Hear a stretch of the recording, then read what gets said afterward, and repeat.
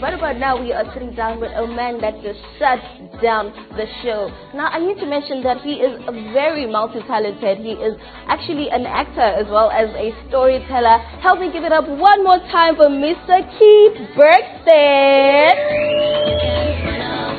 Keith, welcome to the show. Thank you for blessing us with such an amazing performance that made George want to call his eggs. You know the powers that you carry. Now let's talk about your single, Supernatural Lover. I am aware that it is inspired by a sci-fi film. Can you please tell me what film this is and what exact moment triggered the inspiration for the song? I have explained this to someone before and they asked me as well, and I keep on thinking like, I don't remember exactly what it was. Okay. Because I remember that I was having a bit of a sci-fi binge that day. Alright. But I think I started off with Star Wars, and then I think I made my way down to, I'm trying to remember what's the name? It's one of the newer ones, but it was like an AI-inspired movie. I think it's called The Collector, I think it's what it's called. Yeah, and it was this moment where, so they are fighting the end battle, and then the protagonist is like falling out of the spaceship and just gliding down, and I was like, okay, that would be a really cool idea to write a song about. And then that same day, and I think this was in 2021.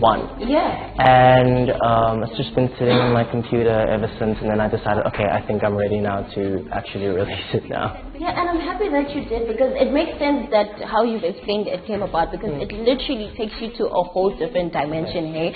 Now, I know that you are inspired by a lot of amazing musicians, because when I was listening to you, I was like, okay, your sound is very...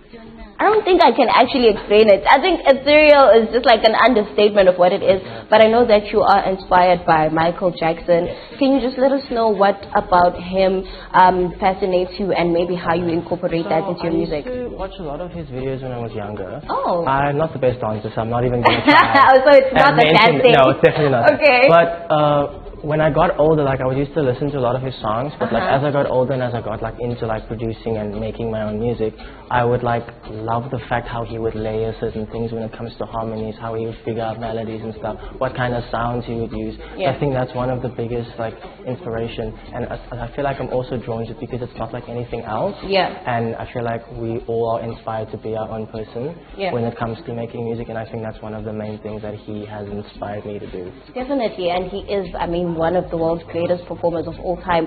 But you know, it is always amazing to be inspired by so many people. But if you were to describe your music, your sound, and just who you are to a person that's watching for the first time today, and why they should listen to your music, what would you say? I feel music that I put out is something that I'm very proud of. Yeah. And I think it's very honest when it comes to things. I feel like I don't try to be like anybody else. Yeah, I think that's one of the main reasons. I try and do my best to make it as catchy as possible. Okay. But also, I also don't really listen to like outside people when it comes to. I feel like you should, when you are making music, you should put out music that you will still want to perform in 10 years from now. Yeah. And I think that's very, very important thing to do. Yeah, that makes you absolutely timeless. Now, I know you also have an album that you are working on. Can you let us know if there's a name, how many singles we're looking at? Just give us the exclusive right here. So I have an album that I'm working on now. It's going to be called Funeral for the Good-Hearted. Oh, wow. And I'm thinking, I'm hoping, fingers crossed, fingers very crossed, that it should be out before the end of the year. Okay. What I've done now, because I've been in a bit of a slump because I've been working so much and my schedule hasn't really been aligning, and I use my voice for work, so sometimes it wouldn't be the best to record and stuff. Yeah. But I've stayed aside now for the next 13 weeks. Mondays and Tuesdays are the days that I'm going to go to the studio and putting in that work. Yeah. Yes. And so we've done about 6 already. Like all of them are basically done. I just need to record them. Okay. Production-wise and everything.